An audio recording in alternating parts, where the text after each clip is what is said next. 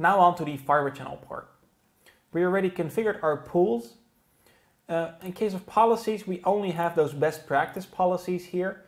So how much queue size do we reserve for any given operating system on our VHBA? Usually we do not care about changing this or adding this. We are going to allow the creation of some vSANs.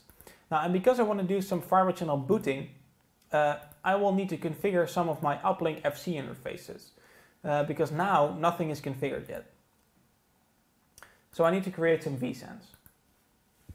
So create a vSAN. I'm going to create vSAN 100 on Fabric A. It's going to be vSAN ID 100 and VLAN 100. Actually, let's do that globally. And I'll configure my MDS as equal.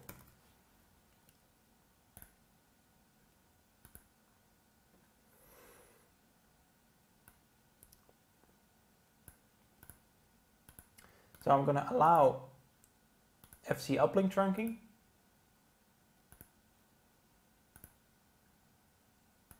On both fabrics. To make sure that we tag all the fiber channel packets going out with a certain vSAN number. So I created vSAN 100 now, which has the same ID on both of my fabrics, Fabric A and Fabric B. As long as I do not drag a connection between Fabric A and Fabric B, everything will work. So no problem there. So the problem lies in the fact that we do not drag a connection between the two switches. So in this case, I'm going to enable some of these interfaces. Actually, they are already enabled. And because I enabled FC uplink trunking, I do not need to change that port vSAN ID that's in here. That's going to be good. That's okay. I can change that. That changes my port vSAN, but for the trunking, all the vSANs are allowed by default. So I'm going to leave that now for this. And now I'm going to go to my MDS switches to make sure that everything works. So my MDS switches are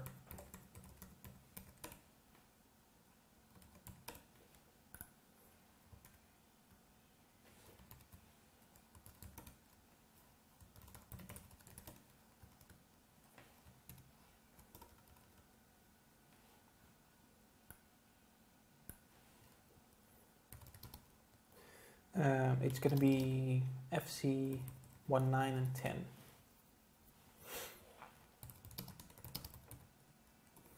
So they are in a port channel already, so let me configure the port channel, then it's going to be easier. And I already allow, so I have a port channel configured to my UCS. It's running switchboard mode F, it's running in channel mode active, so I'm running everything okay. So let's check NPIV. All good. I see some hosts in vSAN 100. Let's check the other one.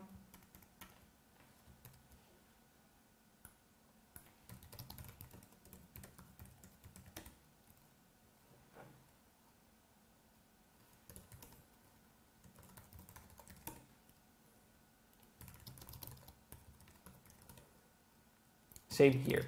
So also a port channel here with vSAN 200 here. So let me match that configuration.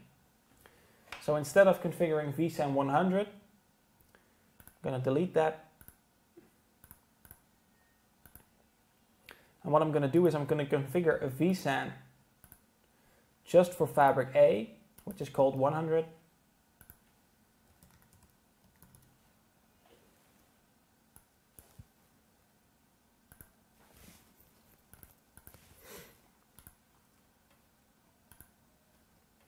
And I'm going to create a vSAN 200 for Fabric B.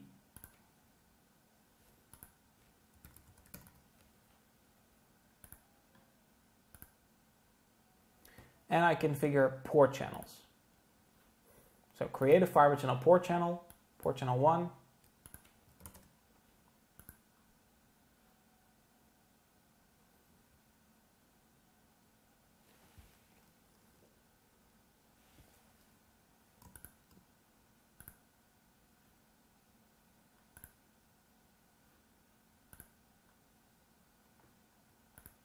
and here as well.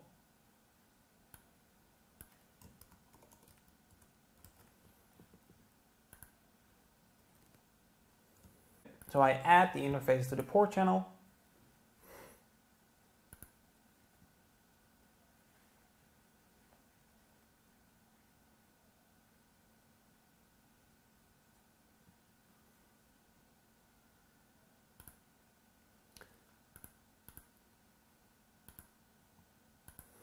I need to enable it.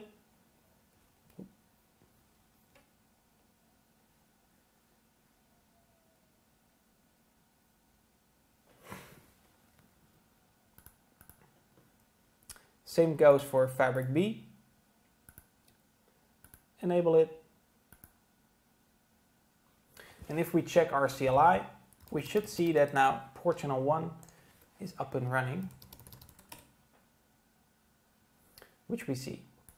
So in this case, what do we see? I allow vSAN 200, and because I enabled FC uplink trunking here in the UCS, so here on that Fabric configuration, I said enable FC uplink trunking. Because of that, my port channel shows that I'm trunking the vSAN for vSAN 200. The fun part is that a Fibre channel host, an NPV switch, will do a Fabric login to the Fabric as well. So just to check its uplink configuration, it will do a login as well. So let's check the first one. Show interface port channel 1. vSAN 100 works here as well. It's trunking. And I see a Fabric login coming from the NPV switch connected behind me. Now we can check that on the UCS as well.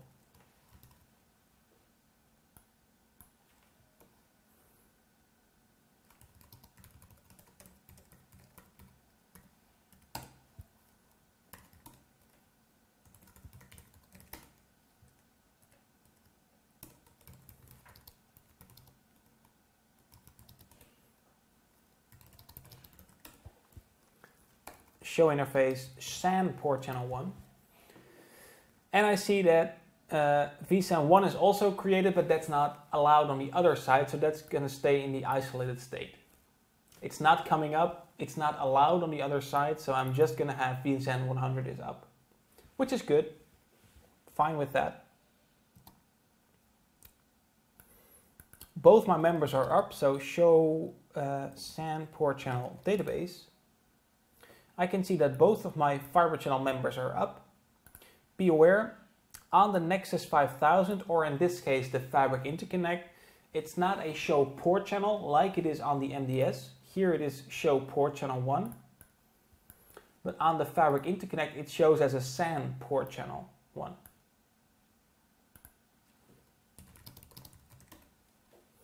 And I'm trunking vSAN 100. Now here you can see that my uplink port mode is NP and the operational port mode is trunking N port or TNP. So what I'm configuring now is just the vSANs in the SAN part, and I'm configuring port channels going upstream to the MDSs. So what I did is I configured the MDSs. MDS 1 is running in vSAN 100 and MDS 2 is running in vSAN 200. In vSAN 100, I have a port channel configured saying I allow vSAN 100. On the other Fabric, I say in port channel 1, I allow vSAN 200. So going back to our topology,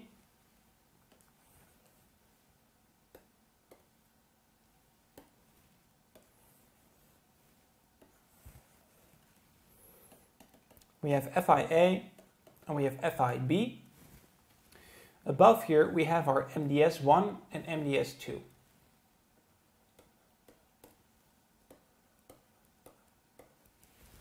That's what we have here.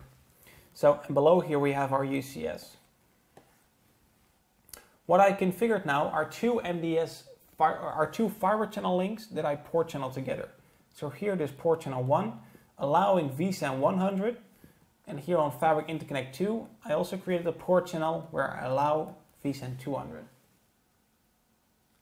That's what I configured here. So vSAN 200 on MDS2, vSAN 100 on MDS1. If I check that on Fabric Interconnect 1, or Fabric Interconnect A, which is connected to MDS1, I check its fiber channel port configuration, and just what I did in the GUI is just enabling the fiber channel port channel, right? I just created a port channel, added the ports into the port channel, and enabled it.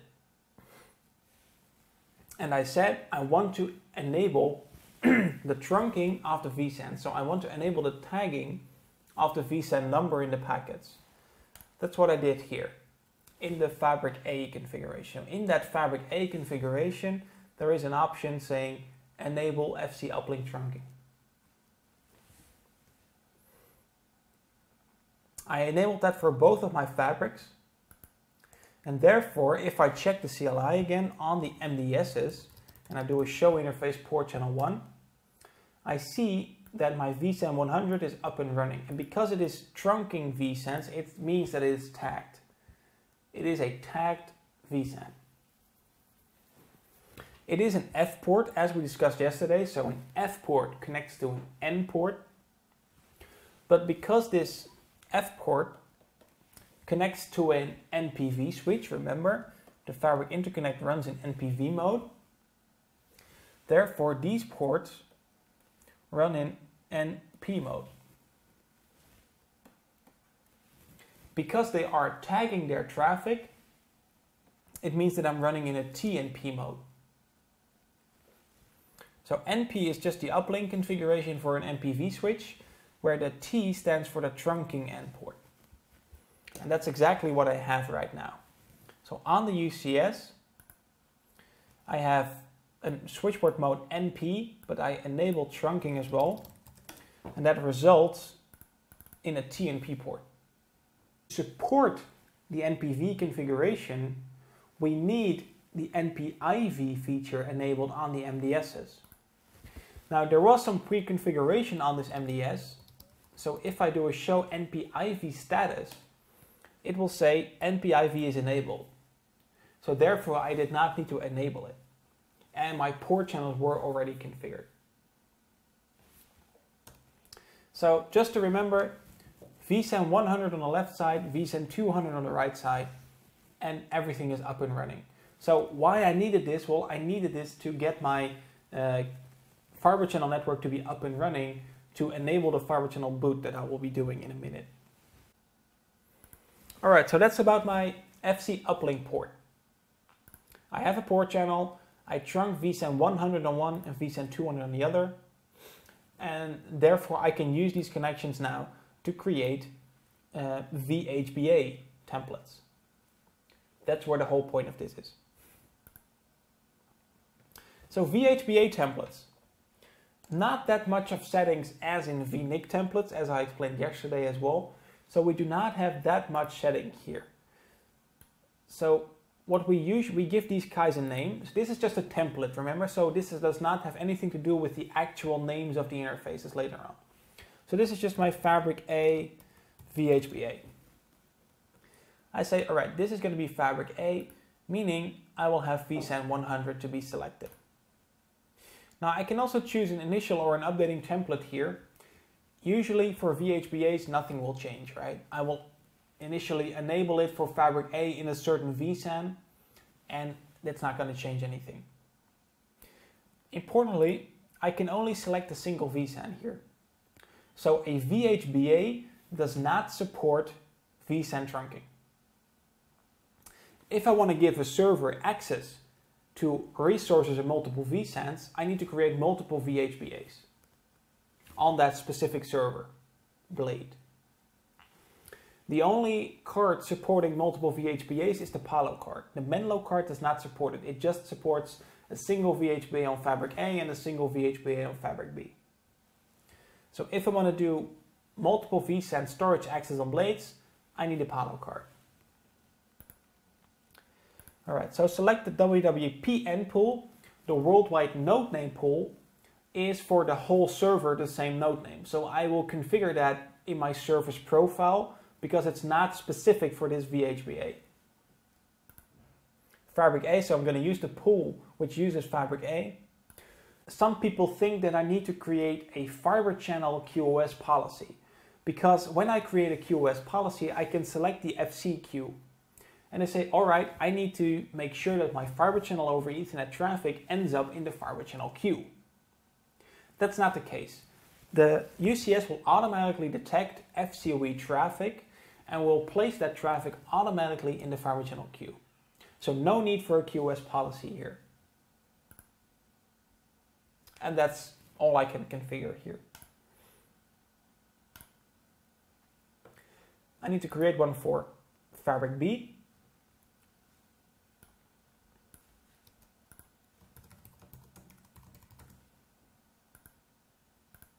Selecting vSAN 200 right now. Also an initial template, WWPN pool for Fabric B.